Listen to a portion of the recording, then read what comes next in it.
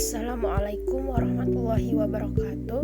Kami dari kelompok 3 yang beranggotakan Dewi Syifa Rahmah, Maulidatul Islami, Muhammad Hafi, dan Nurjannah.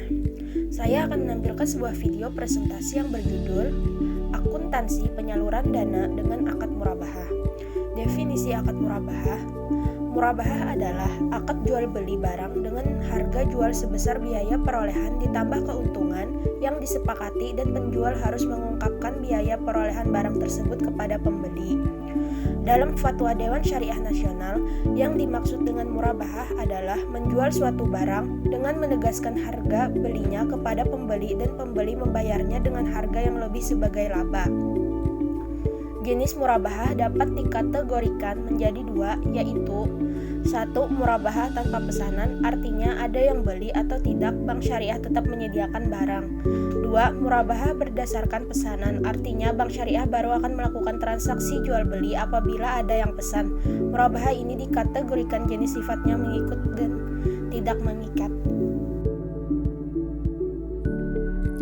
Pembolehan penggunaan murabahah didasarkan pada Al-Quran Surah Al-Baqarah ayat 275 yang menyatakan bahwa Allah Subhanahu wa Ta'ala telah menghalalkan jual beli dan mengharamkan riba. Ada pula hadis yang diriwayatkan oleh Ibnu Majah yang berbunyi, dari Su'aib Rumi radhiyallahu anhu bersabda, 3 hal yang di dalamnya terdapat keberkahan, yaitu jual beli secara tangguh, muqaradah atau mudarobah, dan mencampur gandum dengan tepung untuk keperluan rumah. Rukun-rukun murabahah. 1. Bai atau penjual. 2. Mushtari atau pembeli. 3. Mabi atau objek. 4. Saman atau harga yang disepakati oleh pihak penjual dan pembeli. 5. Ijab qabul atau serah terima. Syarat murabahah yaitu A. Penjual memberitahu biaya barang kepada nasabah. B. Kontrak pertama harus sah sesuai dengan rukun yang ditetapkan. C. Kontrak harus bebas dari riba. D. Penjual harus menjelaskan kepada pembeli bila terjadi cacat atas barang sesudah pembelian. E. Penjual harus menyampaikan semua hal yang berkaitan dengan pembelian, misalnya jika pembelian dilakukan secara untung. Alur transaksi murabahah. Pertama, dimulai dari pengajuan pembelian barang oleh nasabah. Pada saat itu, nasabah menegosiasikan harga barang, margin, jangka waktu pembayaran, dan besar angsuran. Kedua, bank sebagai penjual selanjutnya mempelajari kemampuan nasabah dalam membayar piutang murabahah. Apabila rencana pembelian barang tersebut disepakati oleh kedua belah pihak, maka dibuatlah akad murabahah. Isi akad murabahah setidaknya mencakup berbagai hal agar rukun murabahah dipenuhi dalam transaksi. Ketiga, setelah akad disepakati, bank selanjutnya melakukan pembelian barang kepada pemasok. Akan tetapi, pada murabahah tanpa pesanan, bank dapat langsung menyerahkan barang kepada nasabah karena telah memilikinya terlebih dahulu. Keempat, barang yang diinginkan oleh pembeli selanjutnya diantar oleh pemasok kepada nasabah. Kelima, setelah menerima barang, nasabah selanjutnya membayar kepada bank. Pembayaran kepada bank dilakukan dengan mencicil sejumlah uang tertentu. Selanjutnya kita akan membahas sedikit mengenai akuntansi transaksi murabahah. Yang pertama, pengakuan uang muka. Terdapat 3 macam alternatif mekanisme perlakuan uang muka. Pertama, dengan mendebit langsung uang muka yang disepakati. Kedua, memblokir rekening nasabah sebesar nilai yang disepakati. Dan yang ketiga, uang muka dipegang dan dibayar langsung oleh nasabah kepada pemasok. Berikut ini dibahas alternatif mendebit langsung rekening nasabah sebesar uang muka yang telah disepakati. Di dalam jurnal, kita akan mendebit rekening nasabah sebesar 10 juta dan mengkredit uang muka sebesar 10 juta. Yang kedua, pembelian barang langsung secara tunai. Misalkan pada tanggal 7 Januari, BMS melakukan pembelian barang pesanan PT Hania kepada pemasok Z senilai 100 juta secara tunai. Maka jurnalnya, di sebelah debit jurnal, dicatat persediaan aset murabahah sebesar 100 juta dan di sebelah kredit dicatat kas atau rekening nasabah pemasok sebesar 100 juta.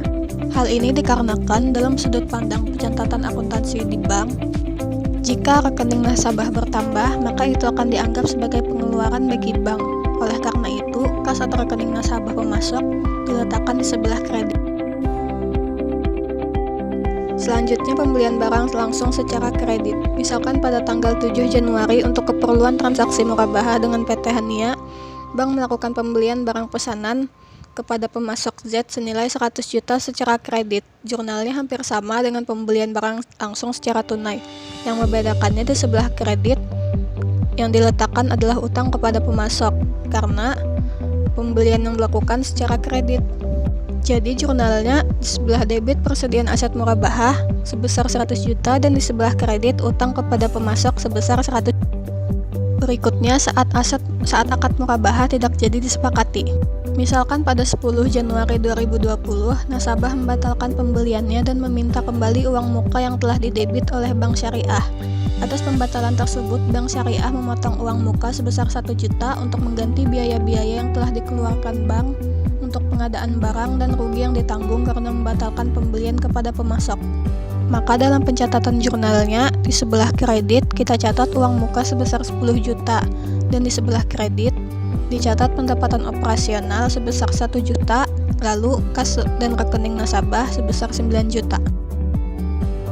Berikutnya jurnal saat akad murabahah disepakati.